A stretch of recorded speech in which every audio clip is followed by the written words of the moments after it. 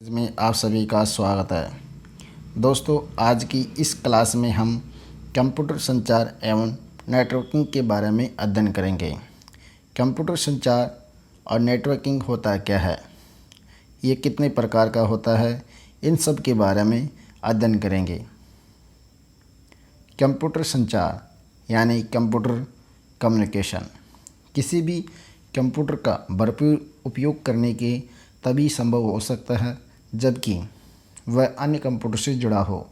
यदि वर्तमान युग में कोई कंप्यूटर दूसरे कंप्यूटर से किसी प्रकार से नहीं जुड़ा है तो वह उपयोगी साबित नहीं हो सकता, क्योंकि कंप्यूटर किसी बड़े नेटवर्क अथवा इंटरनेट से जुड़ा हो है जो बहुत उपयोगी और प्रमाणित भी हो सकता है।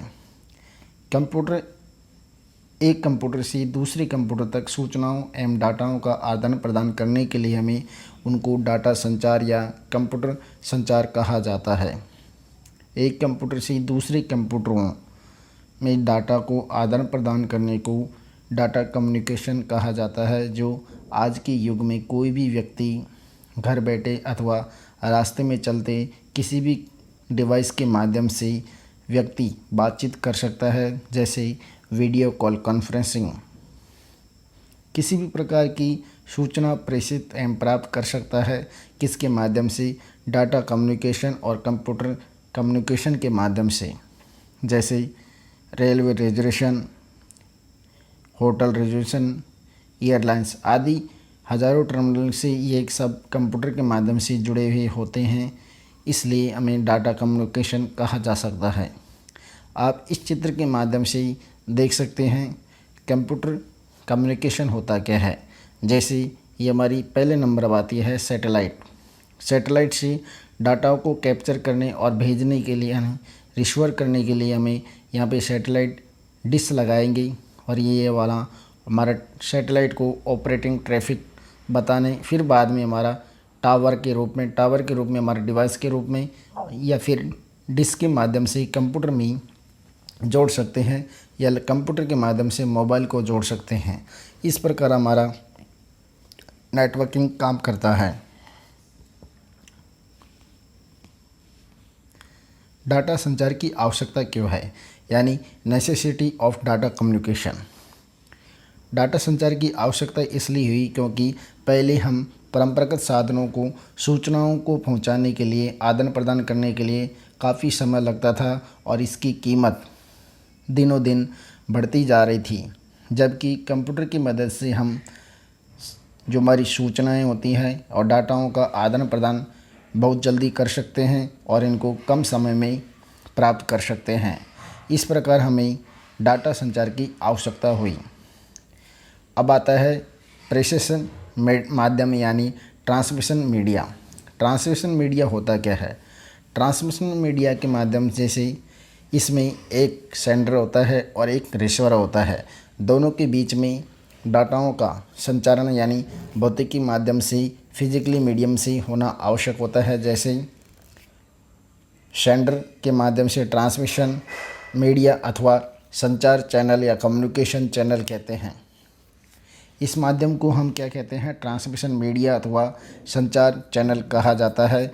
ये या जो मीडिया होता है वह कई प्रकार में उपलब्ध हो सकता है। जैसे इसका माध्यम का चयन करते समय इनकी कीमत, कार्य दक्षता और डाटा का संचार की गति अथवा अनेक बातों को ध्यान में रखा जाता है। इसको हम सामान्यतः जो हमारे ट्रांसमिशन जो मीडिया होता है इसको सामान्यतः हमने दो भागों में बांटा है। कितने माध्यमों में? दो भागों में बांटा गया है। एक तो तार वाले माध्यम और एक बेतार वाले वायरलेस माध्यम, यानी वायर मीडिया और वायरलेस मीडिया, दो माध्यमों से बांटा गया है। इसमें आता है वायर मीडिया यानी wire transfer media. Wire transfer media का मतलब क्या होता है? वायर ट्रांसफ़र मीडिया इसमें एक कंप्यूटर से अन्य कंप्यूटर को तक जो हमारे संकेत होते हैं या सूचनाएं होते हैं उनका प्रसारण करने के लिए तार अथवा केबल का प्रयोग किया जाता है। किसका? तार अथवा केबल का प्रयोग किया जाता है, जिनको हम गाइडेड मीडिया भी कहा जाता है। क्या कहते हैं? गाइडेड मीडिया भी कहा जाता है। प्रयुक्त किए जाने वाले जो तार होते हैं उनके आधार पर हम यानी वायर ट्रांसमिशन को हम निम्न प्रकार से प्रकार से बांट सकते हैं, जैसे twist pair cable. Twist pair cable होता क्या है? ट्विस्ट पेयर केबल का मतलब होता है यह नेटवर्किंग के लिए प्रयुक्त होने वाला सबसे पुराना और सस्ता साधन माना जाता है, क्योंकि यह एक ट्विस्टेड पेयर केबल को दो पृथक होते हैं, जैसे इंसुलेटेड तांबे कॉपर के तार होते हैं जो एक दूसरे से कुंडली नुमा या सर्पिलर नुमा अथवा लिपटे हुए आपस में होते हैं। यानी तारों का एंटन ट्विस्ट के विद्युत और रेफरेंस के रूप में काम करता है, और ऐसे एंटन तारों के विरोध एक दूसरे के विपरीत होने के कारण इनके वास्तविक काफ़ी प्रभाव पड़ता है। आप इनको ट्विस्ट पेयर केबल होती है उनको आप इस चित्र में भी देख सकते हैं, क्योंकि ये तांबा जो होता है वो अच्छा सुचालक होता है, और तांबे के जो तार होते हैं वो सामान्यतः यानी 22 से 24 गेज मोटाई के होते हैं। कितने? 22 से 24 मोटाई गेज के होते हैं। जो ट्विस्ट पेयर केबल होती है वो हमारी 22 से 24 गेज की मोटाई होती है, जो सामान्यतः जो इसमें प्रयुक्त होने वाले जो तार होते हैं, इस तरह हम इन तारों को एक इंटरफेस से यानी क्रॉसटॉक कहते हैं। क्या कहते हैं? इंटरफेस क्रॉसटॉक कहा जाता है, जो हमारे दोनों तारों को आपस में विद्युत एक दूसरे के विपरीत होने के कारण इनको वास्तविक प्रभाव क्या पड़ता है? कम पड़ता है। और ये तांबा विद्युत का अच्छा सुचालक होता है। इनमें जो सामान्यतः होता है 22 से 24 गेज की मोटाई होती है। आप इस चित्र के माध्यम से देख सकते हैं, ये हमारा ट्विस्ट पेयर केबल होती है। कितनी ट्विस्ट पेयर केबल होती है? जिसमें 22 से 24 गेज की क्या होती है? इसकी मोटाई होती है, और ये तांबे का अच्छा सुचालक होता है। और ये केबल को हम दो भागों में बांट सकते हैं, एक तो अनसेड ट्विस्ट पेयर केबल और एक ट्विस्टेड पेयर केबल।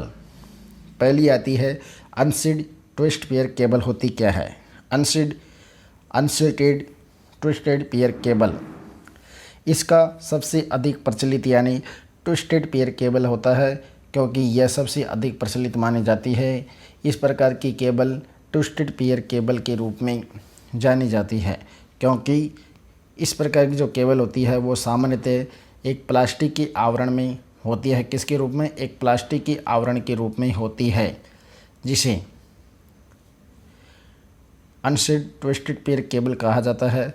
और यह केबल लोकल एरिया नेटवर्क के रूप में काम करती है, यानी यूटीपी सामान्यतः यानी टेली सिस्टम की केबल के रूप में काम आती है। जो हमारे टेलीफोन होता है वो सिस्टम के रूप में इन केबलों का प्रयोग किया जाता है, जिसको इस केबल को लैन कहा जाता है। लैन का मतलब होता है लोकल एरिया नेटवर्क। इस प्रकार की केबल छोटे एरिया में प्रयुक्त किए जा सकती है, क्योंकि ये केबल में क्रॉसटॉक की अधिक संभावना रहती है। और यह टेलीफोन सिस्टम वाली जो केबल होती है उसको अनसेटेड ट्विस्ट पेयर केबल कहा जाता है, क्योंकि ये लोकल एरिया नेटवर्क में इस केबल का प्रयोग किया जाता है। किसमें? लोकल एरिया नेटवर्क के रूप में इसका प्रयोग किया जाता है। आप इस केबल को इस चित्र के माध्यम से देख सकते हैं। ये हमारा केबल का जो होता है ऊपर का हिस्सा वो पीवीसी जैकेट के रूप में होता है। जो अंदर केबल की जो ऊपर वाली जो भाग होती है तार वाला, उसको हम पेयोल कहा जाता है। जो इसके जो अंदर जो वायर होता है उसको कॉपर वायर कहा जाता है। क्या कहते हैं? उसको कॉपर वायर कहा जाता है। दूसरी केबल होती है हमारी जो ट्विस्ट पेयर केबल के रूप में सिल्टेड ट्विस्ट पेयर केबल। अब सिल्टेड ट्विस्ट पेयर केबल होती क्या है? यह केबल दोस्तों इस प्रकार में इस केबल में उच्च गुणवत्ता वाले गुथे हुए तारों के जैकेट होते हैं। जो हमारे ऊपर का आवरण पैकेट होता है, जो छोटी छोटी जाली की ऐसी गुच्छे हुए होते हैं, उनको हम जैकेट कहते हैं। जो उच्च गुणवत्ता वाले गुथे हुए तारों का एक जैकेट का प्रयोग किया जाता है। और यह केबल यूटीपी आवरण से कहीं अधिक सुरक्षित होता है, जैसे एसटीपी तारों के बीच में अथवा चारों तरफ से पन्नी यानी पीहोल से लिपटा हुआ होता है। यह आवरण एक दक्ष अवरोधक बनता है, जिसे संचालित जो हमारा डाटा होता है वो अवरोधों से बचाता रहता है, और ये चलता रहता है, क्योंकि इसमें क्रॉसटॉक की संभावना कम रहती है। और यह सर्विस ट्रांसप्रोवाइडर का काम करती है। यूटीपी की तुलना में ये अधिक उपयोग की जाती है, किंतु डाटा की जो संचार की जो स्पीड होती है और गुणवत्ता जो एसटीपी से अधिक बेहतर के रूप में काम की जा सकती है। आप इस चित्र के माध्यम से इस केबल को देख सकते हैं। देखिए ये हमारा ट्विस्ट यानी जो शील्ड केबल होती है, इसे ऊपर जो कवर होता है वो पीवीसी जैकेट लगा होता है और ये शील्डेड होता है, जो तारों का गुच्छा हुआ होता है जिससे अवरोधक कम हो जाते हैं। ये हमारा पेयल होता है, प्लास्टिक कवर होता है। ये हमारा कवर यानी कॉपर के जो वायर होते हैं तार कहलाते हैं। इस प्रकार की यह केबल यानी कम दूरी संचार यानी कम से कम 1 किलोमीटर दूर तक के इस केबल का प्रयोग किया जाता है। ट्विस्ट पेयर केबल का प्रयोग अधिक होता है क्योंकि ये कम यानी जो केबल होती है लैंड नेटवर्क को जोड़ने के काम आती है, यानी लोकल एरिया नेटवर्क में कंप्यूटर को जोड़ने के लिए इस केबल का कम दूरी कम से कम 1 किलोमीटर के अंदर इस केबल का प्रयोग किया जाता है। और यह केबल डाटा की जो ट्रांसमिटर होती है 1 से 1 MB यानी 1 MB से लेकर 2 MB के बीच में डाटा की स्पीड होती है। 1 MB से 2 MB प्रति सेकंड के रूप में इसमें डाटा का संचार होता है। और किंतु यह दूरी बढ़ने के साथ ही इसकी जो ट्रांसमिशन की जो स्पीड होती है वो घटती जाती है। जितनी अधिक पास होगी इसकी स्पीड उतनी ही अधिक होगी। इसकी जो मिनिमम स्पीड होती है 1 से 2 MB प्रति सेकंड में होती है। और इसका जो फलस्वरूप जो बीच बीच में एक रिपीटर एक डिवाइस लगाया जाता है, जिसे ट्विस्ट पेयर केबल का उपयोग एनालॉग व डिजिटल दोनों रूपों में डाटा को संचार करने का तुलनात्मक रूप से ये सबसे सस्ता और काफ़ी आसान होता है। इस प्रकार ये हमारी ट्विस्ट पेयर केबल कंप्लीट होती है दोस्तों। उसके बाद हमारी दूसरी केबल आती है कोएक्सल केबल। अब कोएक्सल केबल होती क्या है? कोएक्सल केबल का मतलब दोस्तों इसमें इसका जो मुख्य भाग होता है वो तांबे का एक तार होता है। किसका? तांबे का एक तार होता है और जिसे कोर कहते हैं। क्या कहते हैं? उसको हम कोर कहते हैं। इसके चारों तरफ एक विद्युत रोधी यानी प्लास्टिक का आवरण होता है। यह आवरण तार को बाहरी आघातों से बचाता है और यह आवरण मुख्य रूप से पीवीसी पदार्थ का बना होता है। किसके? पीवीसी होता है। इसका जो मुख्य भाग होता है किसका होता है? तांबे का तार होता है, जिसको हम कोर कहते हैं। चारों तरफ एक विद्युत रोधी प्लास्टिक से ये ढका हुआ होता है, जो भारी हमारे आघात होते हैं उनको बचाता है। जो मुख्यतः वो पीवीसी पदार्थ का बने होता है। किससे? पीवीसी पदार्थ से बने हुए होते हैं। इस आवरण के जो चारों ओर तांबे की जो जाली होती है उसे मैश कहते हैं, जाली या फिर मैश कहते हैं। और यह जाली भी चारों ओर से एक विद्युत रोधी पदार्थ की सुरक्षात्मक कवच के रूप में यानी शील्ड से ढकी हुई होती है। इस प्रकार हम कोएक्सल केबल में 2 चालक और 2 अचालक अथवा विद्युत रोधी यानी इंसुलेट जुड़े हुए होते हैं, जो हमारे संकेतों का संचारण सबसे भीतरी तांबे के जो तार होते हैं कॉपर के द्वारा उनके द्वारा होता है। और इनकी जो कीमत में इनके जो व्यास बढ़ने और साथ ही पतले कोएक्सल केबल की कीमत अधिक होती है। कितने? जो हमारी पतली केबल होती है कोएक्सल केबल, इसकी कीमत अधिक होती है। मोटे केबलों की कीमत अधिक होती है। आप इस चित्र के माध्यम से कोएक्सल केबल को देख सकते हैं। ये कंडक्टिंग कॉपरिंग वायर होता है जिससे हमारे डाटा का संचार किया जाता है। और ये हमारा इंसुलेट आवरण होता है जो हमारे इस अवरोधक को बचाता है। ये हमारा कॉपर का मैचेस यानी जाली लगी हुई होती है। और ये हमारा बाहर का आवरण होता है यानी आउटडोर इंसुलेटर होता है। ये हमारा अंदर का प्लास्टिक वाला होता है, ये बाहर का होता है।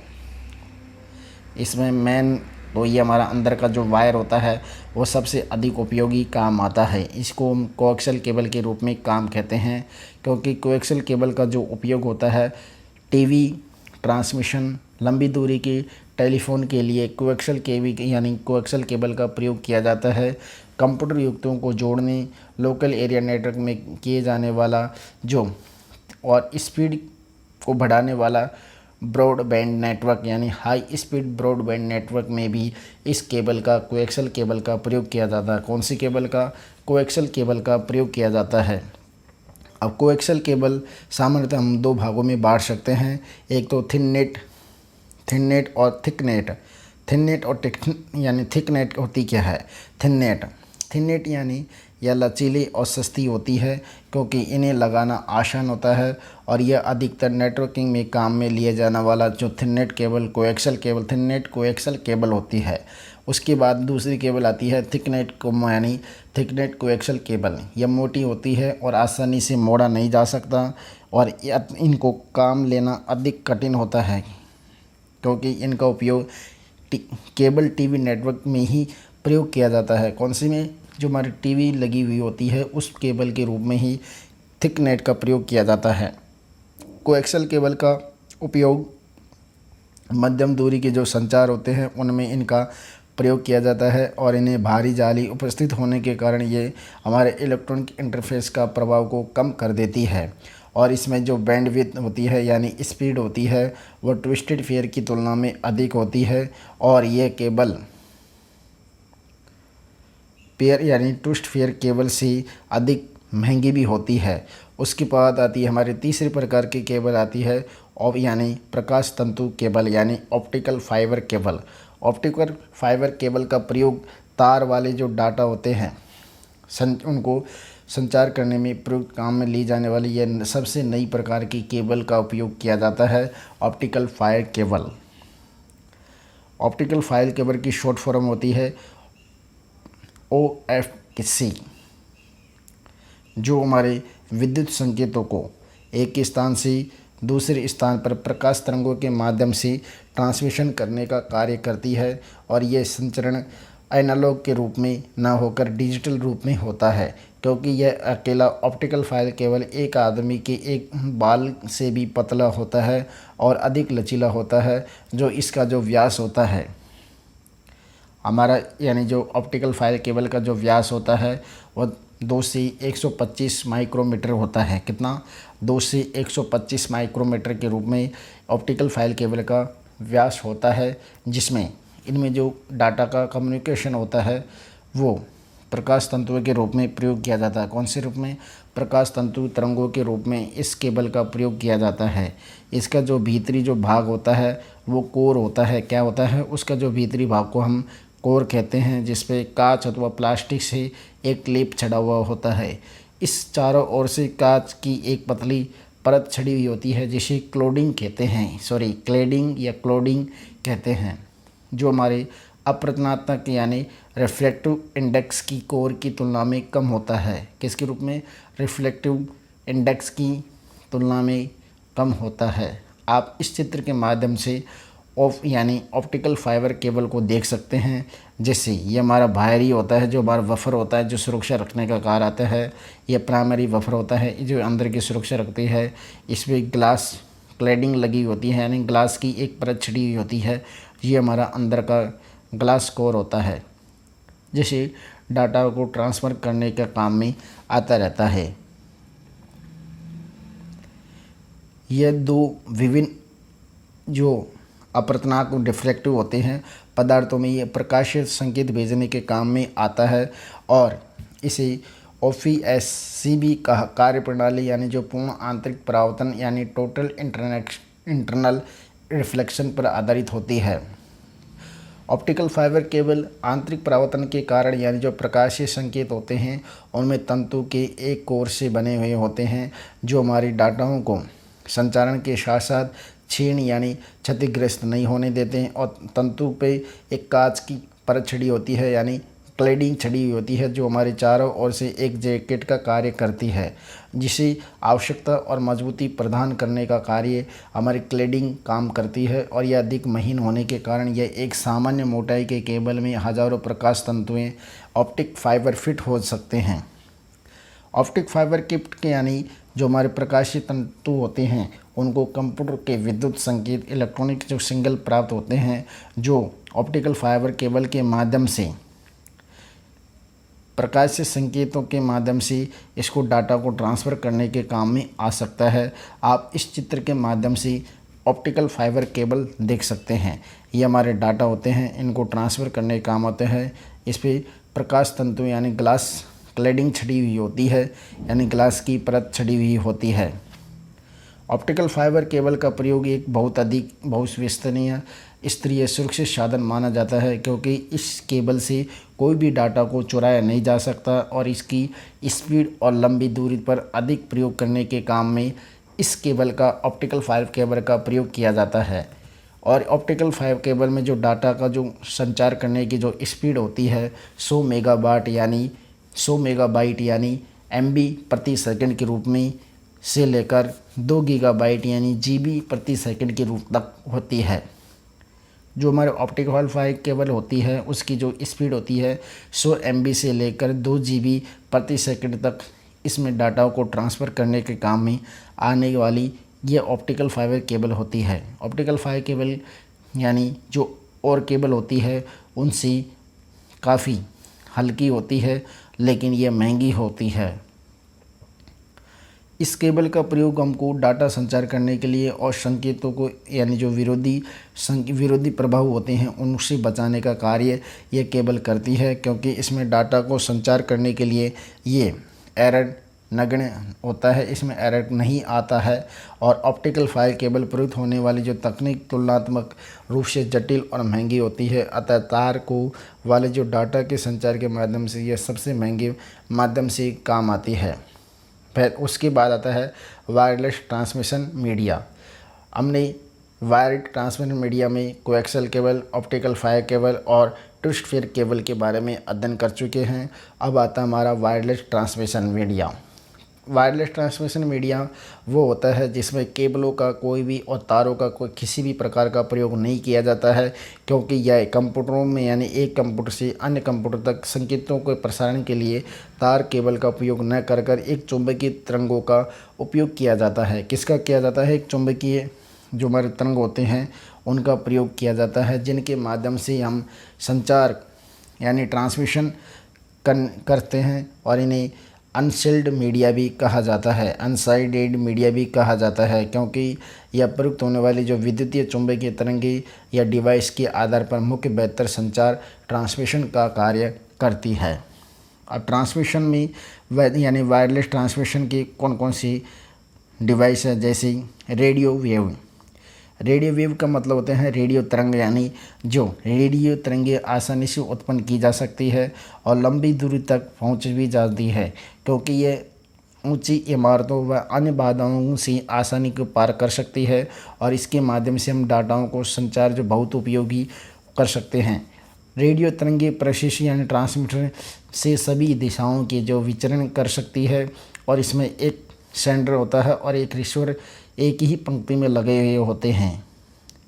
रेडियो संचार जो टेलीग्राम संदेश के प्रसारण में काफ़ी समय से प्रयुक्त हो रहा है, और यह कम संचार गति और अन्यून आवृत्ति पर इसका प्रयोग किया जाता है। अब रेडियो प्रसारण में VHF यानी वेरी हाई फ्रिक्वेंसी, UHF यानी अल्ट्रा हाई फ्रिक्वेंसी और HSF यानी सुपर हाई फ्रिक्वेंसी, इनसे अधिक तीव्र गति से डाटा को संचार करने में काम लिया जाता है। VHF very high frequency, UHF यानी ultra high frequency, super high frequency, SHF, इनका माध्यम से हम डाटा को तीव्र गति से ट्रांसफ़र कर सकते हैं।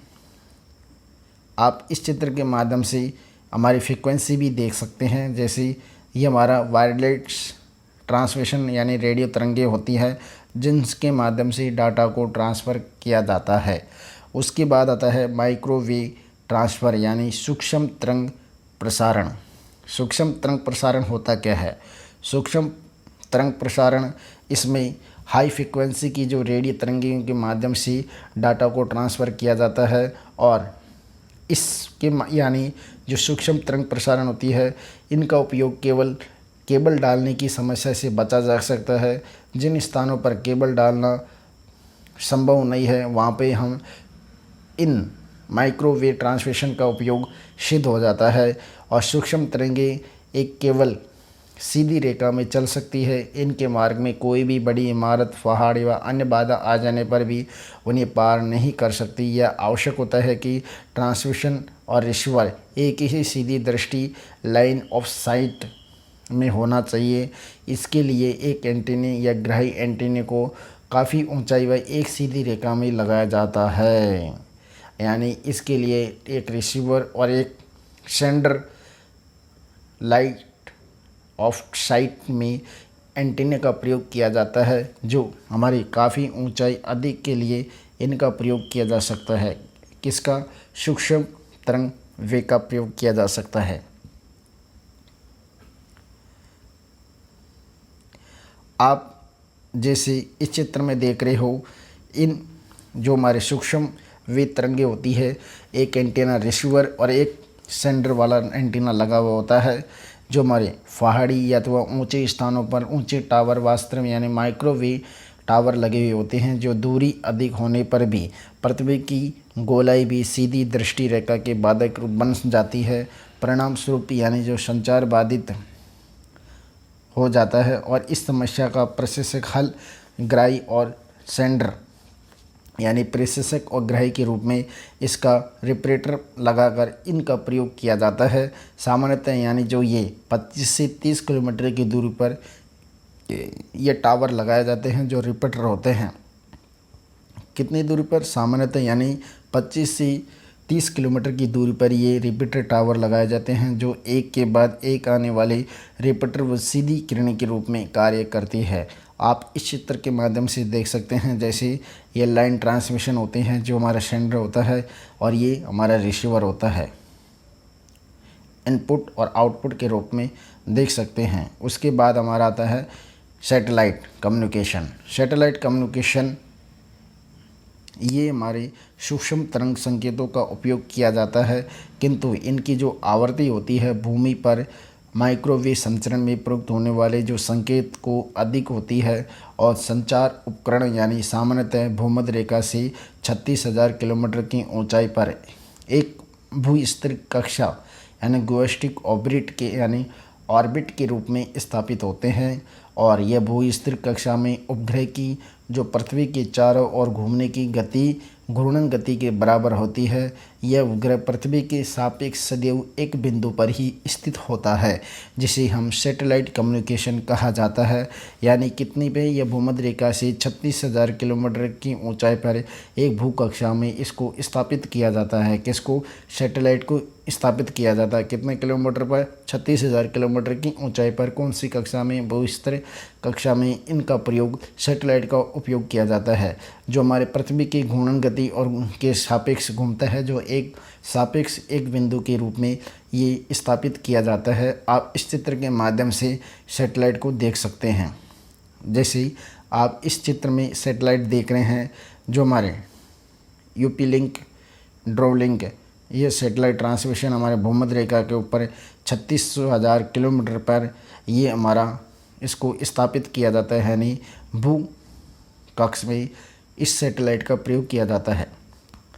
भू कक्ष में इस सैटेलाइट का प्रयोग यानी संचार जो एक माइक्रोवेव रिले स्टेशन माना जा सकता है, क्योंकि यह उपग्रह अधिक ऊंचाई पर स्थित होने के कारण ये सीधी दृष्टि लाइन ऑफ साइट की समस्या में भी नहीं रहती, और भूमध्य रेखा पर बराबर दूरी पर 3 संचार उपकरण संपूर्ण पृथ्वी पर संकेत व प्रशिक्षित करने का कार्य कर सकते हैं, और जो पृथ्वी के किसी भी स्थान पर या सैटेलाइट के माध्यम से डाटा को ट्रांसफ़र किया जा सकता है। आप इस चित्र के माध्यम से देख सकते हैं, यानी सैटेलाइट होता कैसा है। जैसे ये हमारी पृथ्वी है, ये सैटेलाइट है, ये भी सैटेलाइट है, ये भी सैटेलाइट है। जो पृथ्वी पे हमारे डाटा को ट्रांसफ़र करने का कार्य कौन करता है? सैटेलाइट के माध्यम से इसमें संपूर्ण पृथ्वी पर संकेतों को प्रेषित करने का कार्य करता है। और इस सैटेलाइट में जो डाटा को ट्रांसफ़र करने की जो स्पीड होती है वो हमारी 6 गीगाहर्ट्ज़ आवृत्ति होती है। कितनी होती है? 6 गीगाहर्ट्ज़ आवृत्ति होती है। 6 गीगाहर्ट्ज़ आवृत्ति यानी जो फ्रिक्वेंसी होती है उसको हम गीगाहर्ट्ज़ के रूप में नापा जाता है, जिसकी जो हमारे अंतरिक्ष से पृथ्वी पर रिसीव करने के काम में एक उपग्रह के माध्यम से भेजा जाता है, जिसकी जो दूरी होती है डिस्टेंस यानी 36,000 किलोमीटर लंबी दूरी होने के कारण ये संकेत क्षीण हो जाते हैं। और इन उपग्रहों पर यानी जो उपग्रह होते हैं उन पर जो लगे ट्रांसपोंडर के द्वारा इन संकेतों को एक शक्तिशाली बनाकर पृथ्वी पर पुनः भेजा जाता है। और पृथ्वी पर इन संकेतों को कितनी ही रिसीवर प्राप्त किया जा सकता है और कितनी ही भेजा जा सकता है, और यह अलग अलग आवृत्ति के रूप में काम में ली जा सकती है, जो एक संकेत एक दूसरे के बाधित नहीं होते हैं, क्योंकि इन उपग्रह संचार का उपयोग अधिक लंबी दूरी व टेलीफोन संचार व टेलीविज़न कार्य व कम्युनिकेशन कंप्यूटर संचार में इनका प्रयोग किया जाता है। और ये पृथक व क्षुद्र आदि होता है। उसके बाद आता है हमारा अवरक्त किरण यानी infrared transmitter. Infrared transmission, infrared transmission होता क्या है? इंफ्रारेड ट्रांसमिशन दोस्तों, इसमें डाटा को प्रेषक व इंफ्रारेड सेज का प्रयोग किया जाता है, यानी अवरक्त किरणों का प्रयोग किया जाता है। किसके? अवरक्त किरणों का इसमें प्रयोग किया जाता है, जो एक सस्ता और सुरक्षित और आसानी से काम में ली जाने वाला जो यानी इंफ्रारेड ट्रांसमिशन होता है। इसके माध्यम से हम सूचनाओं को मुख्यतः कम दूरी में भेजने के लिए इसका प्रयोग किया जाता है, और इसमें अवरक्त किरण का प्रयोग किया जाता है, जिसमें एक प्रेषक और एक प्राप्तकर्ता यानी एक सेंडर और रिसीवर के मध्य कोई अवरोध नहीं होना चाहिए, और ये संकेत अधिक तीव्र गति से हमारे डाटा को भेजने में काम आता है। जैसे आप इस चित्र के माध्यम से देख सकते हैं, ये हमारा इंफ्रारेड काम यानी इंफ्रारेड काम में लिया जाता है। जैसे ये हमारे डाटा को भेजने मोबाइल से कनेक्टेड एक डिवाइस के माध्यम से या फिर यूएसबी केबल के माध्यम से इनको हम डाटा को भेज सकते हैं। यह एक टेलीविज़न एवं म्यूजिक सिस्टम आदि रिमोट में इस प्रकार का जो इंफ्रारेड सिस्टम होता है उसका प्रयोग किया जाता है। किस किस में? एक टेलीविज़न में, म्यूजिक सिस्टम में, जो रिमोट होते हैं उनमें इन अवरक्त किरणों का प्रयोग किया जाता है। घर के भीतर लोकल एरिया नेटवर्क के रूप में इसका कार्य होता है, जो किसी एक कमरे में रखे कंप्यूटर अवरक्त किरणों के माध्यम से इनको आपस में जोड़ा जाता है। दोस्तों, आगे की क्लास में हम इसके बारे में और अध्ययन करेंगे। नमस्कार।